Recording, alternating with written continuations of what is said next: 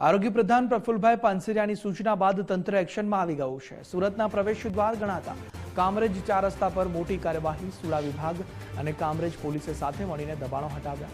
Road પર આડેધડ ઉભેલા લારી ગલ્લા અને રેકડીઓ દૂર કરવામાં આવ્યા છે।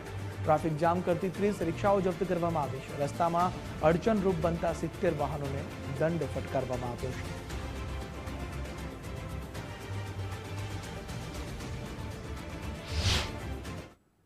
કામરેજ પોલીસ સ્ટાફ અને સુરત અર્બન ડેવલપમેન્ટ ઓથોરિટી સાથે મળી કામરેજ 4 રસ્તા એમના સર્વિસ રોડ આસપાસના કે જ્યાં 1 કિલોમીટર સુધી લગભગ નો પાર્કિંગ ઝોનનું જાહેરનામું હાલની તકે અમલમાં છે, એ વિસ્તારમાં વધારે પડતી ટ્રાફિકની સમસ્યાઓ રહેતી હોય છે અને સિટીમાંથી જે પણ વાહનો આવે છે એ કામરેજ 4 રસ્તા એટલે લગભગ 24 કલાક ધમધમતો વિસ્તાર છે।